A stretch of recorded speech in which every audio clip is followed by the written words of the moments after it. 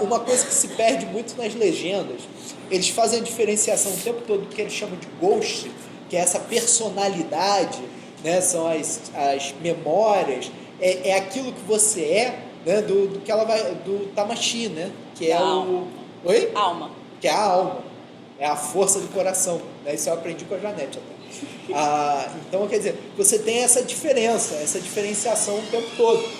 O Ghost, ele pode ser criado, isso é uma coisa que vai surpreender ela, ele pode ser modificado de fora, né? Então, até que ponto você não vira outra pessoa, até que ponto, né, a sua alma não pode mudar, não pode ser diferente.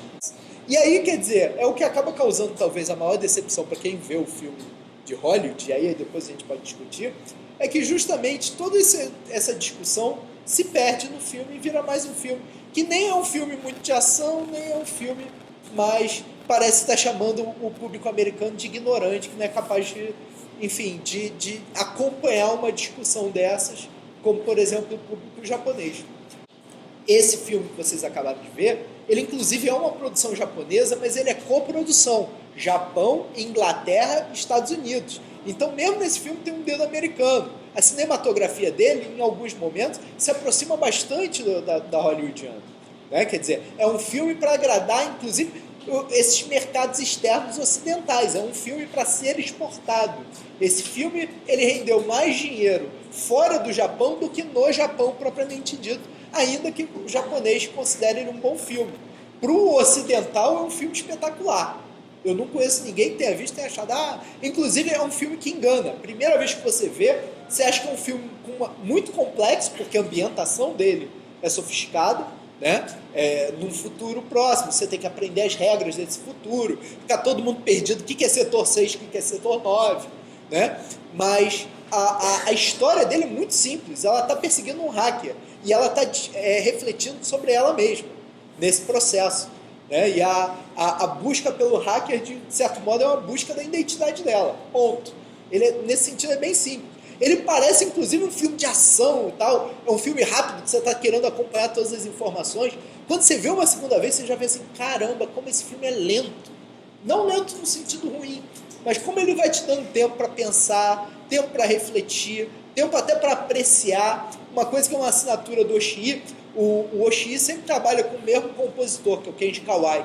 Né? Ele sempre dá assim, uns 2, 4 minutos do filme para o Kawai botar a música que ele quiser, né, em cima. Então aquela cena dela no canal, que é a cena em que ela vê uma mulher que é igual a ela no restaurante, depois ela fica observando os manequins de uma loja, sem cabeça, alguns sem braço, e parece que ela se identifica com os manequins. Né? Aquela cena no canal, ela é feita para você, espectador, refletir sobre o filme até aquele ponto e se preparar, porque o filme vai dar uma guinada em seguida, que é quando o corpo ciborgue é fabricado sozinho e é atropelado, sai da fábrica e é atropelado pelo caminhão, porque o Puppet Master quer ser encontrado pelo setor 9. Então aquela cena do canal é como se fosse uma pausa no filme para você respirar, refletir sobre tudo que você viu até ali, curtir um bom som, umas boas imagens e aí partir para a próxima sequência do filme. Né? Nada mais japonês do que você ter um plano reflexivo ali, a gente chama o Burt vai chamar do pillow shot, né? Aqueles plano travesseiro, aquele para você encostar a cabeça, curtir um pouco, descansar um pouco antes da próxima cena de ação. Né? Vocês não vão ver nada disso naquele filme. Quem viu aqui o filme o longa-metragem da Scarlett Johansson agora? Tá, um monte de gente. Quem viu os dois filmes e gostou do da Scarlett Johansson? Tem que ter bastante gente. Levanta a mão, Luiz, que tu falou lá no Normalmente, vídeo que tu gostou. Normalmente quem gosta do longa desse ano não viu o Ghost in the Shell original, mas a minha questão, na verdade, eu sou fanboy, eu fui ver pensando com o original na cabeça, que eu já vi um monte de vezes, e eu já sabia que eu ia me desapontar alguma coisa. Mas o que eu fico mais triste é deles realmente não terem aproveitado a oportunidade. Não adianta você fazer as cenas iguais a do anime de 95, né? Se assim, o teaser tinha você isso, fica muito na forma, mas o conteúdo é muito... Ele parece muito mais... O filme parece muito mais com o Robocop, o primeiro, né? E é quase uma heresia falar isso, que o Robocop é um filmaço, recomendo a vocês, quem gosta de ficção científica, Primeiro, vai né? ver o primeirão, é muito, muito legal. Então ele vai buscar a identidade dele, ele vai buscar a própria humanidade dele, quem ele era antes do acidente, né? O Robocop é sobre isso. Parece que fizeram o mesmo filme de novo, né? Só que agora com a Scarlett Johansson. Acho louvável, mas eu não... Não, mas assim, é o mesmo filme de mas novo. também É pegar pior do que o Robocop, não é? Rupert Sellers, né?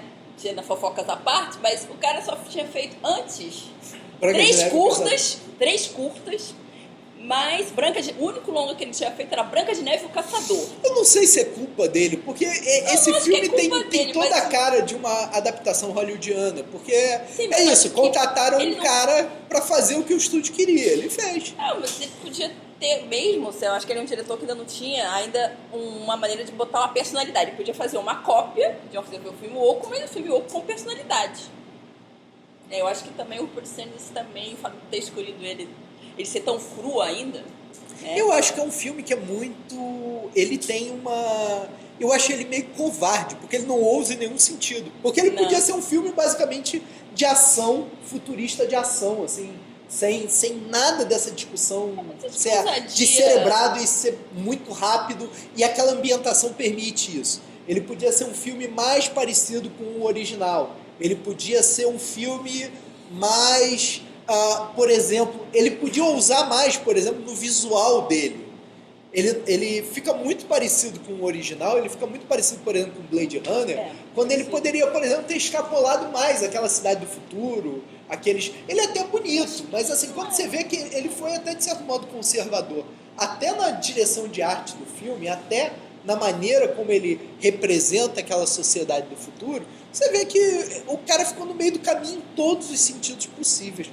Então, quando você pega, por exemplo, na Origem, e que ele tem que explicar como funciona tudo, aquela coisa do sonho e do sonho dentro do sonho, ele está fazendo um pouco da inteligência com 10 minutos de filme, 20 minutos de filme, com aquela sequência inicial, você já entendeu do que trata o filme. Né? Se você pegar o filme japonês, ele toca adiante, até porque isso também é cultural. Ele parte do princípio que o japonês ele vai assistir o filme, mas ele vai ler o mangá também, ele vai ler a light novel, ele vai ver a adaptação live action. Esse filme, o Ghost in the Shell fez mais sucesso lá no Japão, comparativamente, do que nos Estados Unidos, por exemplo. Né? Eles lá acharam o máximo, não se preocuparam com whitewashing, não se preocuparam com ser diferente. É um filme, enfim, é descartável, é mais divertido, é menos divertido, vai gerar comparação ali. Mas a personagem é mais ou menos a mesma, a história é mais ou menos a mesma. Eu gosto muito da maneira como o japonês citou as coisas no futuro próximo e como agora a gente está alcançando todos esses futuros próximos dos filmes dos anos 80. Né? E, por exemplo, eu fico impressionado quando eu vejo em Akira a história acontecendo em 2019, né? Dizendo que no ano seguinte vai ter a Olimpíada do Japão e eles estão se preparando, estão construindo estádio para as Olimpíadas. Mas eles se candidataram por causa disso, você não sabia? Deve ser, né?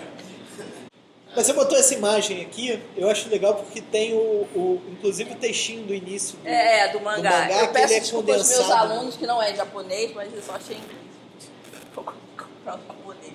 Esse aqui é essa parte que eu achei mais importante relativo ao Japão, especificamente. Porque o Japão é um grande coletivo.